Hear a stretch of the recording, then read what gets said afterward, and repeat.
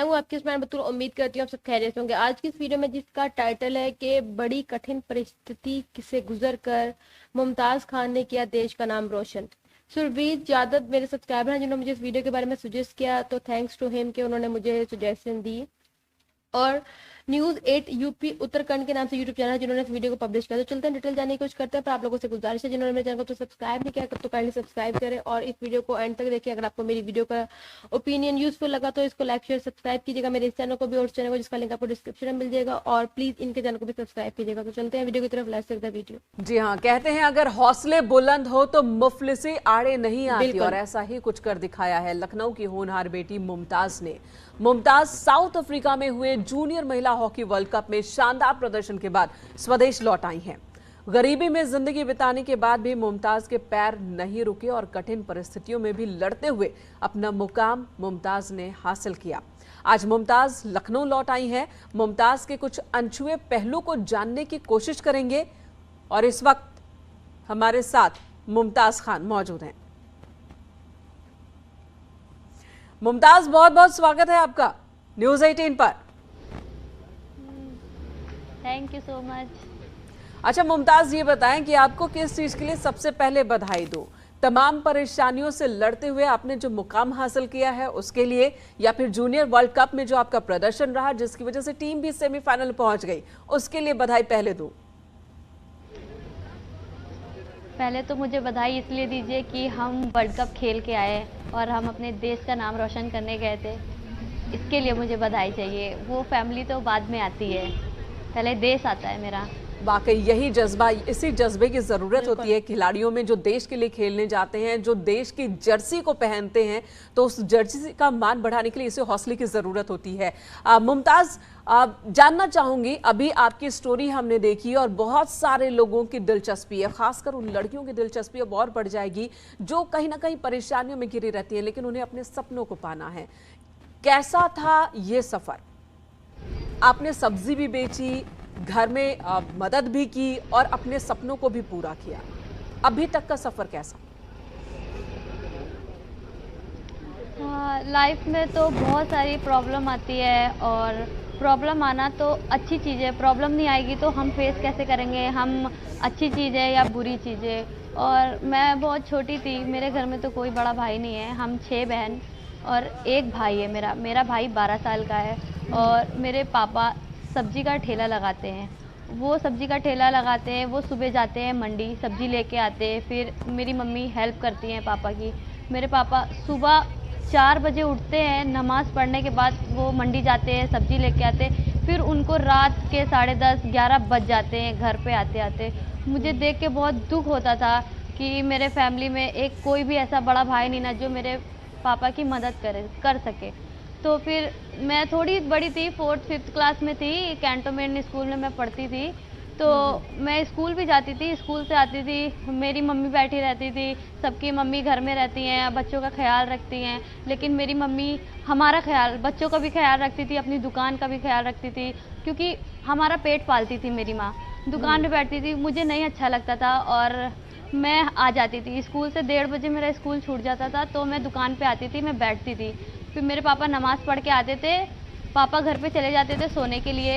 फिर मैं 1:30 बजे से लेकर 4 बजे तक की मैं दुकान पे बैठती थी और पापा जब मेरे असर की अजान होती थी, वो अजान नमाज पढ़ के आने के बाद फिर मैं घर जाती थी। तो आप ये कह रही हैं, आप ये कह रही हैं कि जब आप 4-5 क्लास में थी और तब से आपने सपना देखा था कि परिवार को इस स्थिति से बाहर निकालना है और उसके लिए जो भी मुमकिन होगा वो करना है, हॉकी खेलना है, ये कब दिमाग में आया? कब आपने खेलना शुरू किया?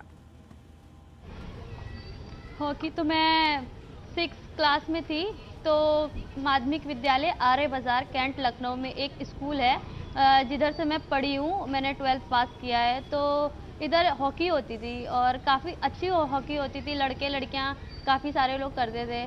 अभिषेक सिंह है, एक हॉकी के कोच हैं, इधर स्कूल में ही रहते हैं। उन्होंने मुझसे बोला कि तू हॉकी खेल, तेरी स्पीड अच्छी है। तो मैंने कहा कि नहीं, मैं हॉकी नहीं खेलूँगी, क्योंकि हॉकी में चोट वगैरह लगती है तो फिर ख़राब हो जाता है फेस वगैरह।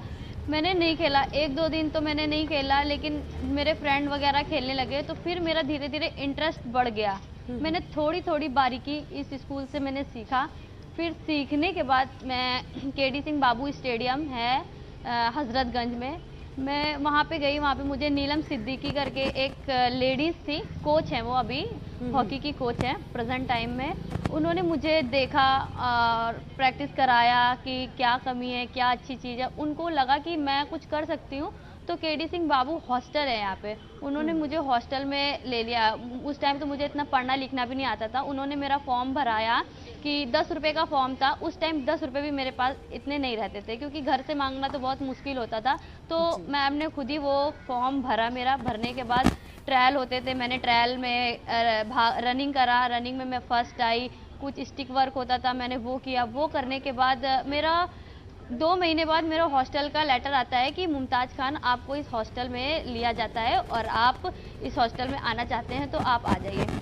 लेकिन मेरे माँ बाप खिलाफ थे, क्योंकि मैं मुस्लिम, और समाज वाले भी बहुत बोलते थे लड़की है, लड़कों के साथ जाती है और हंसती है, बोलती है। मम्मी को बहुत ज़्यादा बोलते थे। मम्मी ने काफ़ी बार मुझे मारा, पीटा, सब कुछ किया। लेकिन मेरे एक पापा थे, उन्होंने मेरा साथ हमेशा दिया। तो आपने मार पिटाई भी खाई है माँ की, ताकि आप हॉकी ना खेलें। और अब आपकी माँ से अभी बात हो रही थी, हमारी सहयोगी ने बात की, आपकी माँ बहुत खुश हैं। वो कह रही है एक तरफ 100 बेटे और एक तरफ मेरी मुमताज अकेली है वो। तो इसके लिए श्रेय आप नीलम सिद्दीकी अपनी मैम को भी दे रही हैं। जी हाँ, क्योंकि उन्होंने मुझे परखा कि मैं क्या हूँ। अगर शायद उन्होंने मुझे ना परखा होता तो आज मैं कुछ ना होती। जैसे लोग आम होते, आम हैं, वैसे मैं भी होती। उन्होंने मुझे देखा, फिर मैंने अपनी माँ को सपोर्ट भी करा ना कि माँ मैं इसके सिवा मैं कुछ नहीं करूँगी और मैं खेल के दिखाऊंगी। अगर मैं ना खेलूँ फिर तुम मुझे मेरे कदम वापस ले लो। मैंने शायद किया, फिर मेरी माँ ने भी मेरा सपोर्ट करा। पिताजी ने किस तरह से सपोर्ट किया जब माँ रोकती थी, मारती थी कि नहीं खेलना है, छोटे छोटे कपड़े नहीं पहनने, पड़ोसी मजाक बना रहे हैं, तब उस वक्त पिताजी ने किस तरह से सपोर्ट किया? पिताजी उस टाइम तो नहीं इतना बोलते थे, क्योंकि मेरे पापा बहुत सीधे हैं, बिल्कुल नहीं बोलते थे। लेकिन वो चुपचाप कहते थे कोई बात नहीं, सुन लो, सुनने में क्या जा रहा है, मैं लेके जाऊंगा ना, कोई बात नहीं। वो अपने रिक्शे से मुझे केडी सिंह भी लेके गए हैं काफ़ी बार, ट्रायल दिलाने के लिए, प्रैक्टिस कराने के लिए, क्योंकि घर में तो अलाव नहीं करती थी, मम्मी जाने नहीं देती थी। लेकिन मेरे पापा मुझे लेके गए हैं और आज भी वो बहुत सपोर्ट करते हैं मुझे। आप हॉस्टल में रही या फिर घर से ही अप डाउन करना रहा? नहीं, मैं हॉस्टल में थी। मैं 6-7 महीने में हॉस्टल में रही हूँ। और अभी किस तरह से प्रैक्टिस चल रही है आपकी? क्योंकि अब मैचेस तो लगातार होते ही रहते होंगे, तो प्रैक्टिस कहाँ होती है? अभी मैं 2016 से मैं जूनियर इंडिया कैंप में सिलेक्ट हुई थी और 2016 से आज 2022 से मैं अभी तक जूनियर इंडिया कैंप में हूँ और मैं बेंगलोर साई में हूँ। वहीं पे हमारी डाइट है, प्रैक्टिस है, न्यूट्रिशन है, और अगर किसी को कुछ इंजरी हो जाती है, कुछ भी ऐसी हेल्थ से लेकर कोई भी ऐसी ज़रूरत होती है तो वो हमें करते हैं वहाँ तो आपको पूरा सपोर्ट मिल रहा है वहाँ संस्थान से? हाँ, वहाँ पे मुझे किसी चीज़ की कमी नहीं होती। बस एक चीज़ की कमी होती है कि मैं फैमिली से दूर हूँ, लेकिन बाकी मुझे किसी चीज़ की कमी महसूस नहीं होती है। आप अपने जैसे दूसरी बच्चियों को क्या कहेंगी, किस तरह से वो अपने सपनों को पूरा करें? क्योंकि लड़ाई एक तरफा नहीं होती, घर पे लड़ाई होती है अलग, समाज वालों से लड़ना होता है अलग, परिस्थितियों से लड़ना होता है वो अलग।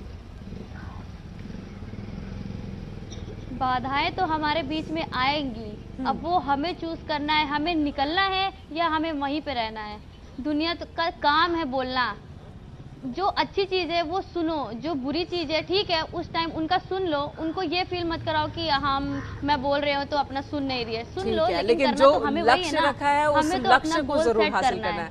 मुमताज, बहुत अच्छा लगा आपसे बात करके और वाकई बहुत साहस और धैर्य दोनों की ही जरूरत है। जिस तरह से आपने अपने सपने को पाया है, बहुत बहुत शुक्रिया हमसे बात करने के लिए न्यूज़ 18 पर।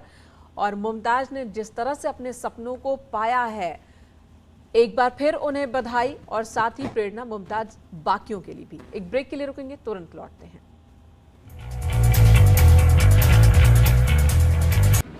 वेलकम काफ़ी अच्छी वीडियो थी, मैंने वीडियो को एंजॉय किया और मैं थ्रू आउट द वीडियो मैं जब देख रही थी तो मैं एक चीज़ को ना बड़ा वो अप्रिशिएट भी करूँगी उन माँ बाप को, मतलब स्पेशली उन फादर्स को, चूँकि अब मेरे बाबा तो नहीं है खैर, लेकिन जब मैं छोटी होती थी और मेरे बाबा मुझे, चूँकि मेरे बाबा को वो फुटबॉल के प्लेयर थे और उनको रेसलिंग करना और ये सेल्फ डिफेंस सिखाना बच्चों को, वो इस चीज़ के हक में थे। तो वो मुझे अक्सर जब सेल्फ डिफेंस की क्लासेस दे रहे होते थे कि मतलब ऐसे करना है या ऐसे बैडमिंटन खेलने के लिए वहाँ ग्राउंड में लेके जाते थे, तो मेरी माँ इस बारे में हमेशा उनको कहती थी कि इसको ऐसे ना सिखाओ, ये लड़की है और लड़कियों को ऐसे काम नहीं, मतलब बेसिकली हमारे माशरे में खास तौर पर मुस्लिम कम्युनिटी में ना ये बात सिखाई जाती है कि बच्चियां हैं तो उन्होंने घर गृहस्थी के काम ही करने हैं और इनका मतलब अगर कोई और काम तो है ही नहीं ना इनका। बस पढ़ती भी इसलिए है कि चलो कल को अगर लड़कियां पढ़ाई में हैं तो बस कल को अपने बच्चों को पढ़ा सकें, क्योंकि जॉब तो हमने इन्हें करवानी नहीं, मतलब मोस्टली ह्यूमन जो कल्चर है ना उसके अंदर यही है सब। लेकिन मेरे बाबा वो सिखाते थे और वो हमेशा जब मैं बोलती थी और मुझे बुरा लगता था कि अम्मी डांटती रहती है हर टाइम, तो वो कहते थे कोई बात है तुम्हारी माँ है सुन लो। तो इसी तरह मुझे खुशी हुई मुमताज के फादर के बारे में, मतलब लगता है कि सारे लड़कियों के जो पेरेंट्स होते हैं खासतौर पे फादर, वो अपनी बेटियों के लिए ऐसे ही प्रोटेक्टिव होते हैं और उनको सपोर्ट करते हैं वो। तो जी मेरे फादर तो खैर नहीं है, लेकिन अल्लाह करे अल्लाह मुमताज के फादर को हयात रखे, उनकी जिंदगी हो, सेहत हो, सलामत रहे वो।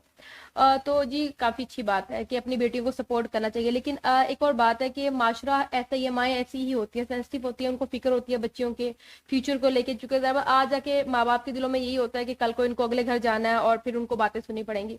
इवन कि जब मैंने यूट्यूब चैनल बनाया था 2018 में, जो मेरा पहला चैनल है, तो उसमें मेरी माँ ने ही मुझे सपोर्ट किया है, कि वो अक्सर परेशान भी होती थी, लेकिन उनकी होने से मुझे कभी किसी ने आके यानी कि नहीं कहा कि तुमने ये चैनल क्यों बनाया है, ये वो ना।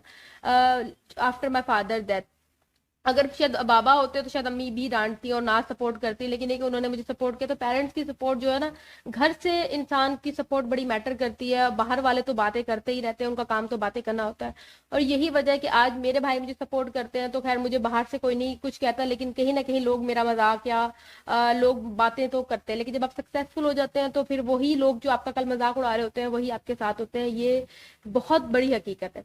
और मैं बात करूंगी कि मुमताज के बारे में, परेशानियां जो स्ट्रगल्स होती है ना, वो हमें इस बात का एहसास कराती है कि जो हमने कामयाबी हासिल की है ना, वो कितनी इंपॉर्टेंट है और उसका उसका एक अलग ही प्लेजर होता है। और जैसे कि नीलम सिद्दीकी साहब जैसे कि कोच टीचर्स हैं, ऐसे टीचर्स की माशरे को जरूरत है, हम जैसी लड़कियों को, कि वो हमें सपोर्ट करें, और जो घर की सपोर्ट, ताकि अगर बाहर से टीचर भी ना रूहानी माँ बाप की तरह होते हैं, और अगर वो हमें सपोर्ट करें, हमारे अंदर हिडन क्वालिटीज को अगर वो जान लेते हैं, तो हम जैसे लोगों को थोड़ा सा बूस्ट अप होने का मौका मिल जाता है, थोड़ा एक्सप्लोर करने का मौका मिल जाता है, थोड़ी आसानी हो जाती है। क्योंकि ये बात मैं कहीं ना कहीं इस बात से मैं मानती हूँ ना कि इंसान अपनी हिम्मत पे सब कुछ कर सकता है, लेकिन कहीं ना कहीं हम सबको सपोर्ट की जरूरत होती है, कभी कभी मॉरल सपोर्ट की, कभी कभी फाइनेंशियल सपोर्ट की, और कभी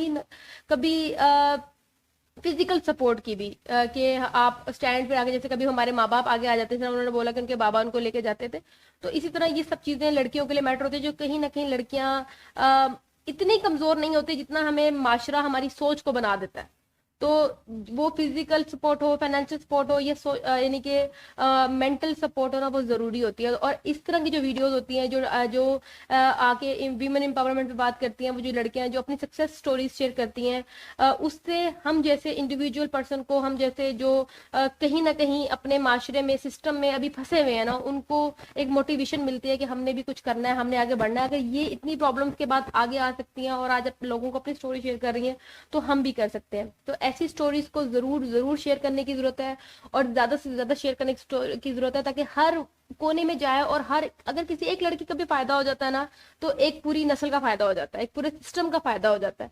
तो आई होप सो कि आप समझें इस बात की कितनी जरूरत है आज के माशरे को, और खास तौर पर मुस्लिम कम्युनिटी की, उन लड़कियों को, कि वो अपनी चार दीवारी में मैं ये नहीं कह रही कि आप वो करें जो आपकी फैमिली मॉरल वैल्यूज के अगेंस्ट है, ये जो आपके फैमिली एथिक्स के खिलाफ है, वो आप मत करें। लेकिन अगर आप अपनी लिमिटेशंस के अंदर, जो आपकी एक एक्चुअल जो बाउंड्रीज है, उनके अंदर आप रह के भी आप दुनिया को बता सकते हैं कि आप क्या कर सकती हैं। जरूरी नहीं है कि आप वो करें जो आप नहीं है, लेकिन फिर भी, जैसे कि अब ये हॉकी प्लेयर है, इन्होंने कुछ भी ऐसा नहीं किया जो कि मैं कहूँ कि अनएथिकल है या मुस्लिम कम्युनिटी की लड़कियां नहीं कर सकती। ये सब सपोर्ट खेलना एक अच्छी बात है, एक हेल्दी एक्टिविटी है, और अगर आप इसमें आप इतने कैपेबल हैं तो आपको इसमें जाना चाहिए।